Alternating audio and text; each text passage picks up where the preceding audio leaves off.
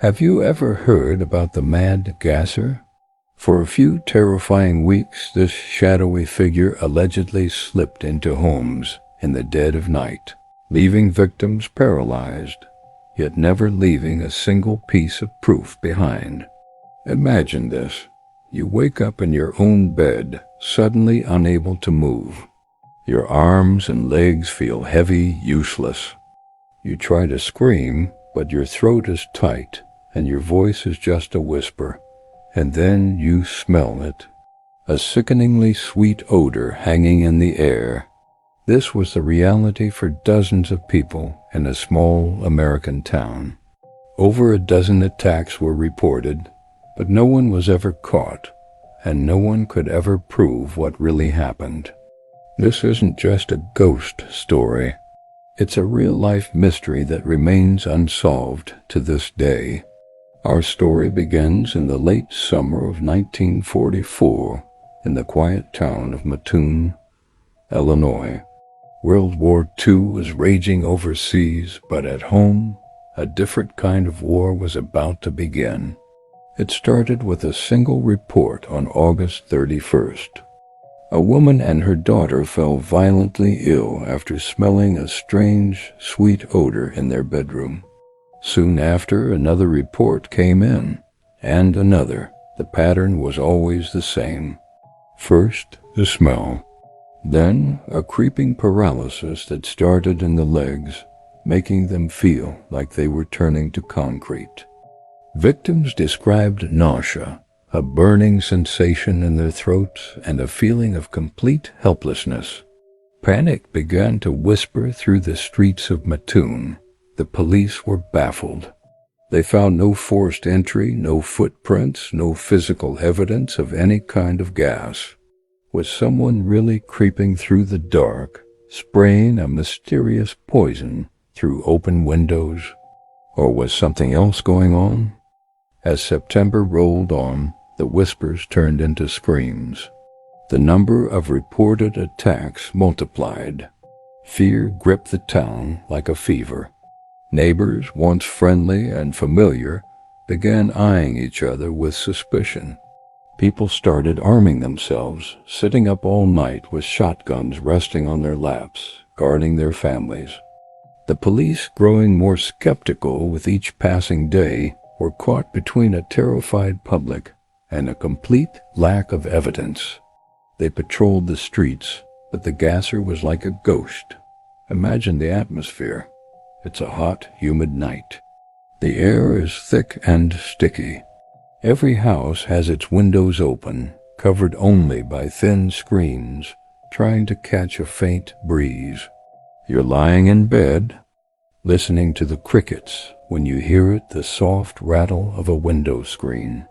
Or maybe it's footsteps outside, slow and deliberate, that suddenly stop the moment you turn on a light.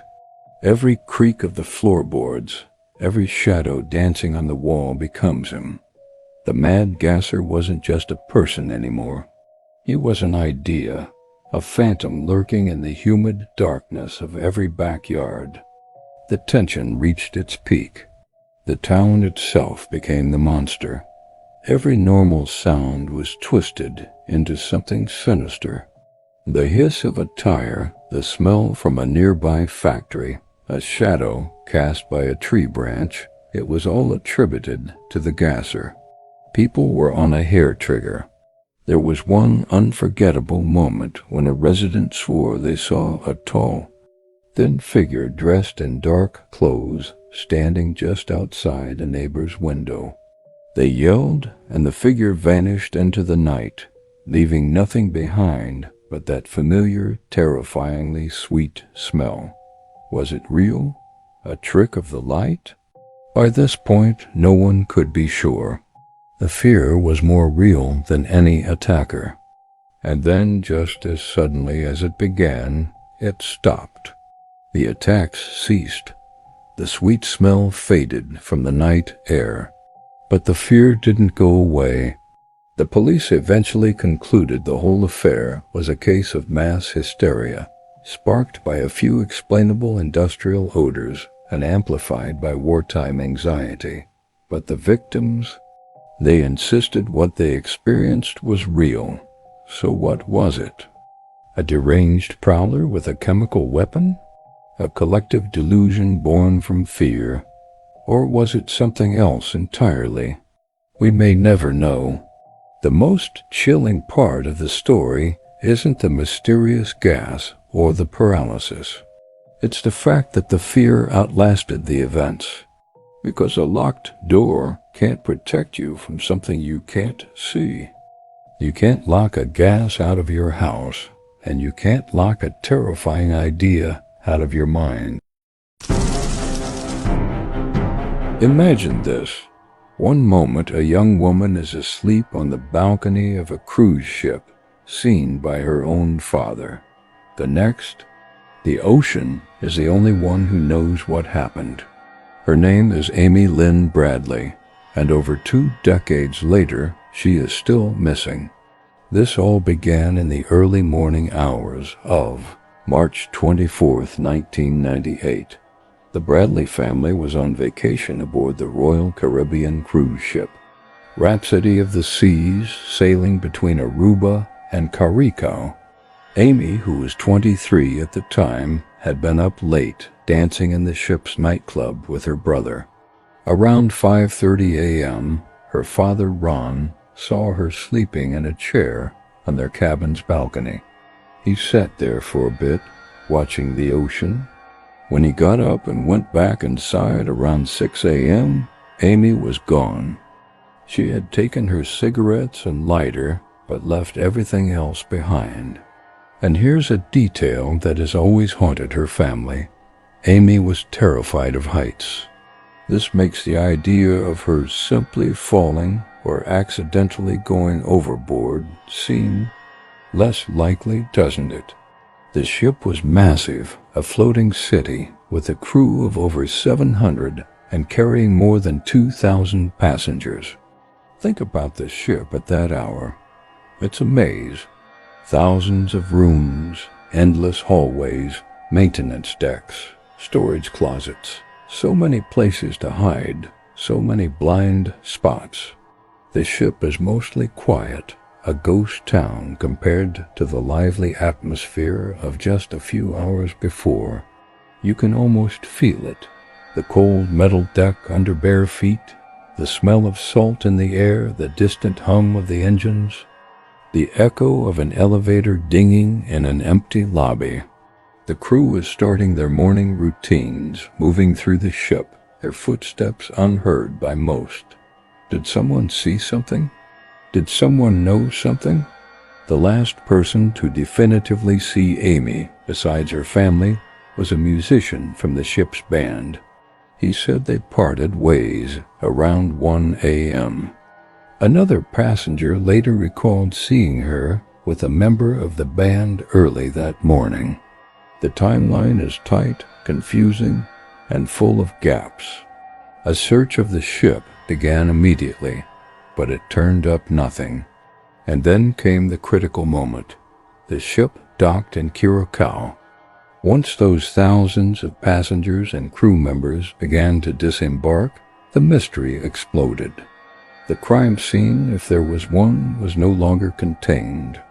It spread out across an entire island, and from there to the rest of the world. Did Amy go overboard, lost to the sea in that 30-minute window? Or did she, for some reason, walk off that ship alive either willingly or unwillingly?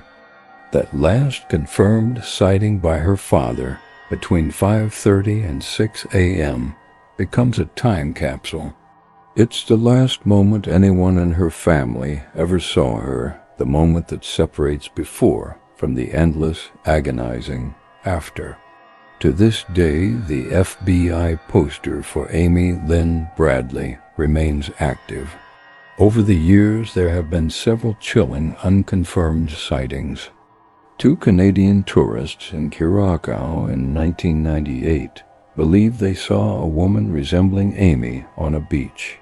In 1999, a member of the U.S. Navy claimed a woman in a brothel approached him, said her name was Amy Bradley, and begged for help before being taken away. Most disturbingly, a photo surfaced online, believed to be from an adult website, showing a woman who bore a striking resemblance to Amy, but none of these leads could ever be definitively proven. The ocean is vast, but the mystery of what happens on it can feel even bigger. At sea, the word missing takes on a whole new meaning.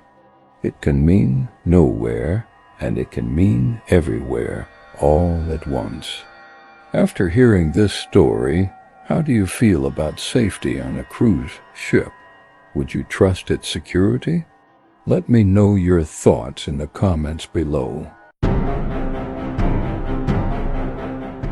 Melbourne Control. This is Delta Sierra Juliet. Is there any known traffic below 5,000 feet? Delta Sierra Juliet. No known traffic. I am at 4,500 feet, and I have an aircraft. It seems to be playing some sort of game. It's flying over the top of me ... 2-3 times, at speeds I can't identify. Delta Sierra Juliet, Roger. What is your actual level? My level is 4500, 4500, and you confirm you cannot identify the aircraft. Affirmative. Delta Sierra Juliet, Melbourne. Can you describe the aircraft? As it's flying past, it's a long shape.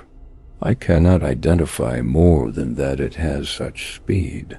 It's before me right now, Melbourne. It seems to me that he's playing some sort of game. He's flying over me.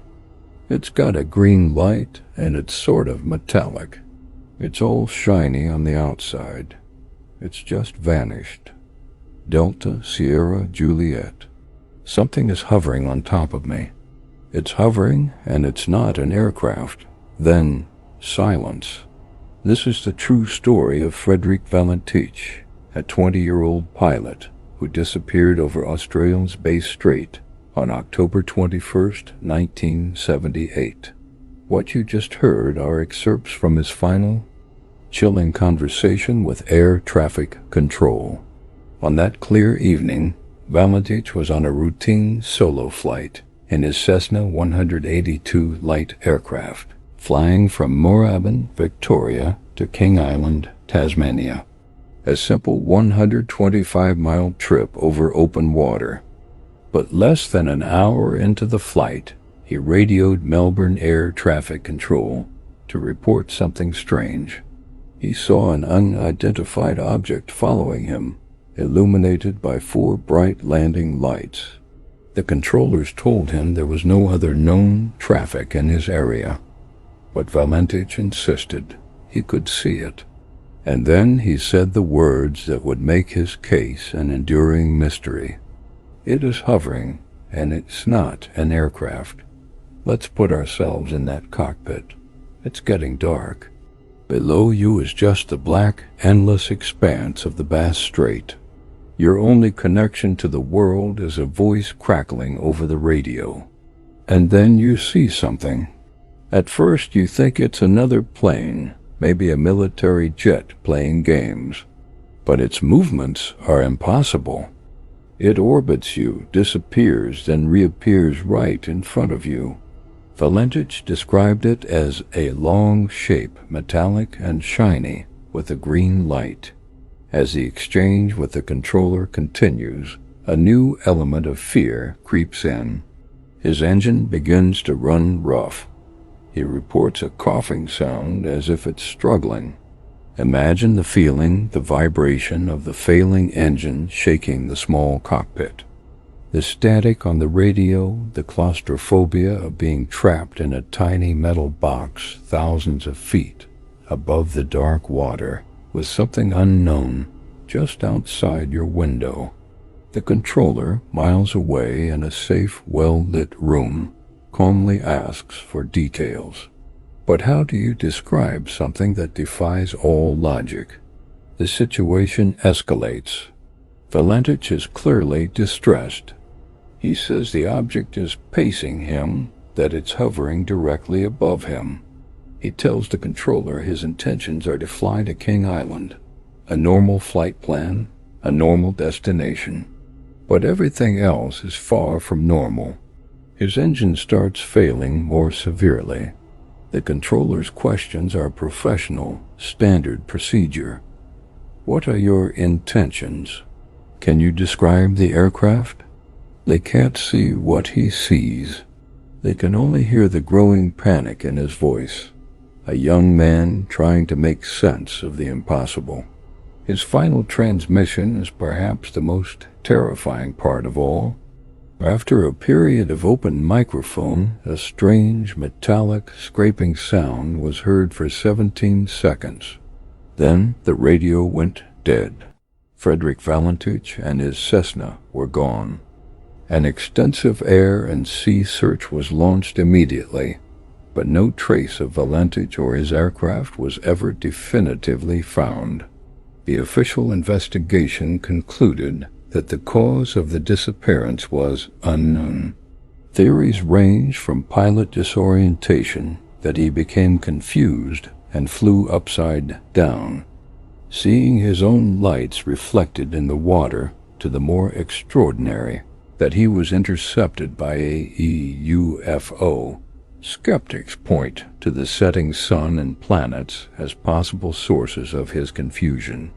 Believers highlight his experience as a pilot and the sheer strangeness of his final words.